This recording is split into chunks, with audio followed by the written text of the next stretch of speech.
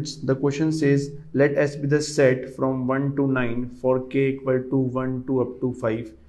Let nk be the number of subsets of S, each containing 5 elements, out of which exactly k are odd.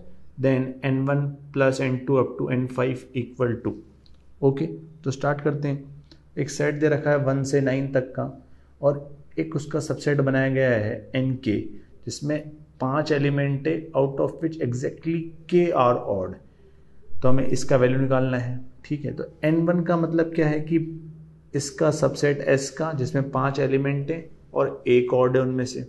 n2 का मतलब इसी का subset जिसमें 5 element हैं और 2 odd है उनमें से, up to so on. n5 का मतलब 5 एलिमेंट का सबसेट बना हुआ है और उसमें पाँचों ही ऑड हैं, राइट।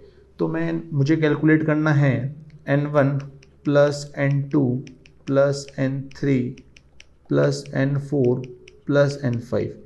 अब अगर आप ध्यान से देखें तो अगर मैं 5 एलिमेंट चूज़ करूँगा इस S में से, तो उन 5 एलिमेंट में कुछ ऑड आएंगे, कुछ इवन आएंगे।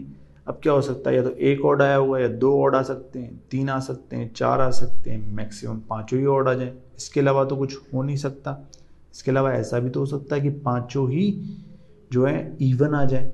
तो मैं क्या करूँ, इसको निकालने के लिए total minus when none of them is odd.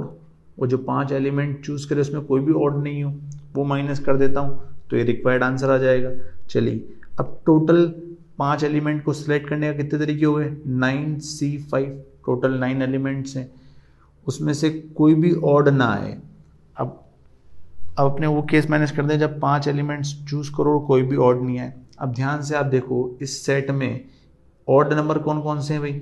Odd number है 1, 3, 5, 7, 9।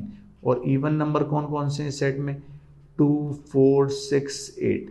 अब मुझे कोई भी ऑड नहीं चाहिए, कोई भी ऑड नहीं चाहिए तो सारे इवन चाहिए। इट मीन्स अब इवन टोटली मेरे पास 4 ही नंबर हैं और मुझे सेलेक्ट 5 करने हैं, तो ऐसा कोई केस हो ही नहीं सकता जिसमें एक भी ऑड नहीं आए।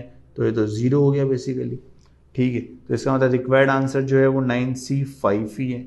9C5 को कैलकुलेट कर लेते हैं, वो कितना हो जाएगा भाई। 9C5 को कैलकुलेट करा तो 6 × 7 × 8 × 9 अपॉन 4 फैक्टोरियल, राइट। चलिए, तो ये 8 से कैंसिल कर दिया तो ये 3, फिर आ जाएगा 2, हो जाएगा 2 7 जा 14, 14 × 9, 14 × 9 कितना हो जाएगा 126। So the correct answer for the problem is option D. Thank you.